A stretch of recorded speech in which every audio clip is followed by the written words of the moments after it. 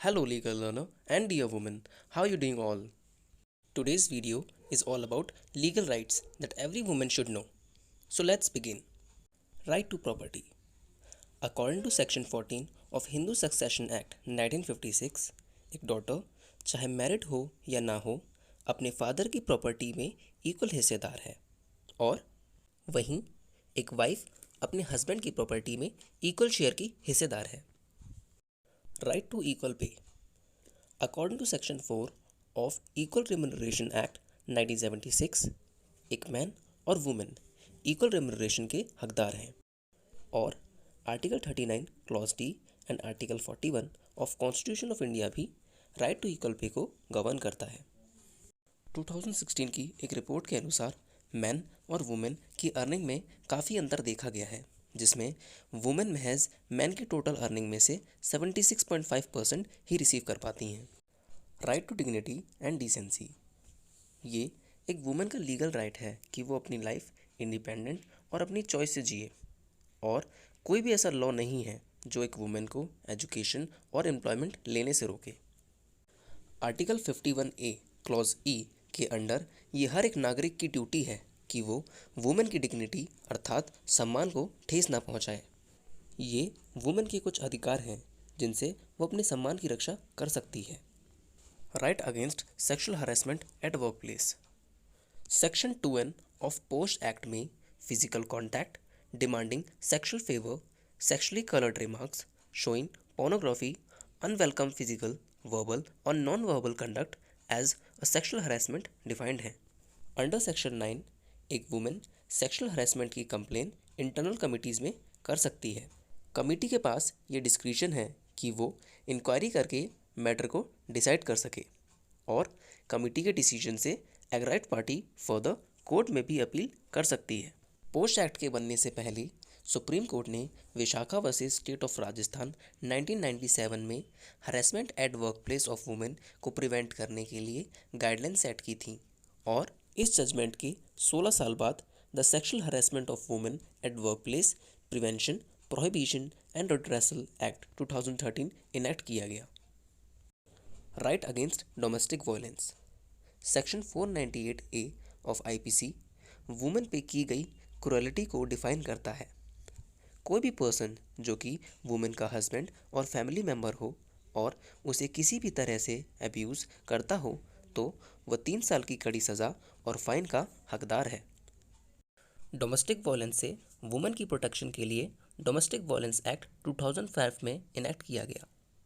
2017 की world health organisation की एक रिपोर्ट के आंकड़ों के अनुसार दुनिया भर में औसत हर 3 वुमेन में से एक वुमेन फिजिकल और सेक्सुअल अब्यूज़ का शिकार होती हैं और नेशनल फैमिली हेल्थ सर्वे की 15-16 की रिपोर्ट के अकॉर्डिंग 31.1 मैरिड वुमेन अपनी 15 से 49 वर्ष की आयु में एक बार डोमेस्टिक वायलेंस एक्सपीरियंस करती हैं, जिनमें से 27.3% वुमेन 18 साल से कम उम्र की पाई गई हैं.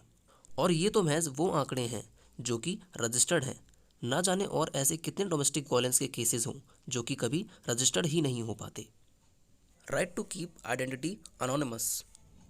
इंडिया में किसी भी फीमेल सेक्सुअल असॉल्ट विक्टिम की आइडेंटिटी को रिवील करना सेक्शन 228A ऑफ आईपीसी के अंडर एक पनिशेबल ऑफेंस है और पोस्को एक्ट के अकॉर्डिंग भी मीडिया को विक्टिम की कोई भी जानकारी को रिवील करने का अधिकार नहीं है.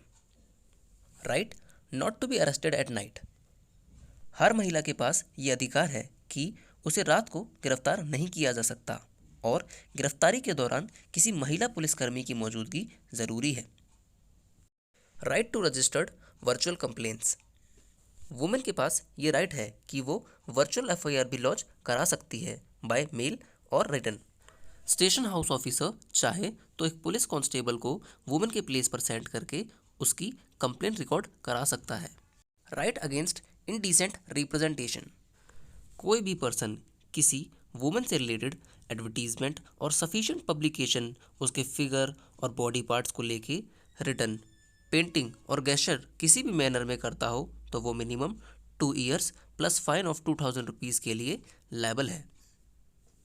Right against being stocked. Section 354 clause D of IPC के अकॉर्डिंग कोई भी मैन किसी भी वुमेन को फॉलो करता है, या फिर कॉन्टैक्ट करता है उसके मना करने के बाद भी, या फिर उसकी इंटरनेट एक्टिविटीज़ को मॉनिटर करता है, तो वो स्टॉकिंग कहलाता है, जिसके लिए वो 3 साल की जेल और फाइन के लिए लायबल है। Right to zero FIR। ये एक वुमेन का राइट है कि वो अपनी सुविधा के अनुसार किसी भी पुलिस स्टेशन में अपनी कंप्लेन लॉन्च करा सकती है। पुलिस महज इस बात से FIR दर्ज करने से मना नहीं कर सकती कि केस उनकी जुरिस्डिक्शन में नहीं आता। Right to matrimonial home. ये हर मैरिड वुमेन का अधिकार है कि वो अपने हस्बैंड के साथ मैट्रिमोनियल होम में रहे। Matrimonial home could be any place where they cohabit. Even husband की डेथ के बाद भी वाइफ का ये लीगल राइट है कि वो अपनी मैट्रिमोनियल होम में रहे। Right against dowry and harassment. हर एक वुमेन को दहेज के खिलाफ अपनी आवाज़ उठानी चाहिए। दहेज प्रथा डॉरी प्रोहिबिशन एक्ट के अंडर प्रोहिबिटेड है। साथ ही IPC section 304B and 498A के अंडर क्रिमिनलाइज भी। इंडिया में मैरिटल रेप अभी तक क्रिमिनलाइज्ड नहीं किया गया है, लेकिन फोर्स्ड और non consensual sex, domestic violence act and dowry prohibition act में रिपोर्ट किया जा सकता है।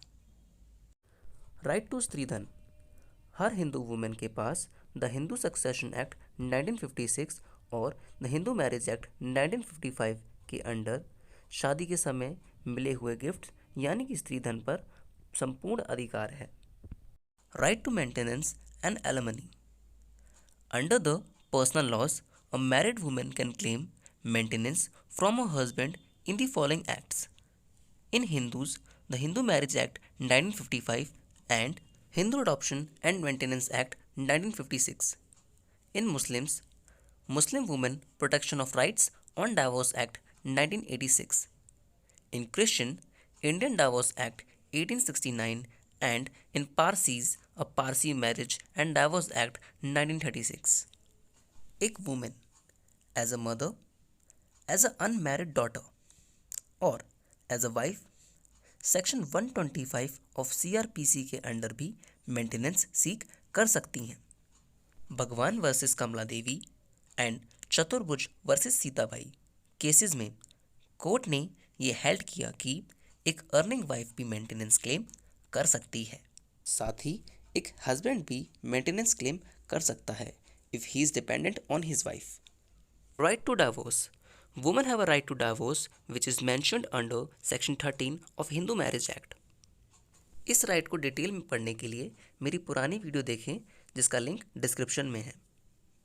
Right to child custody. According to Hindu minority and guardianship act 1956 के अंडर दोनों पेरेंट्स के पास ये इक्वल कस्टोडियल राइट है, लेकिन अगर चाइल्ड 5 या उससे कम वर्ष का हो तो कस्टडी मदर को मिलने की संभावना ज़्यादा होती है।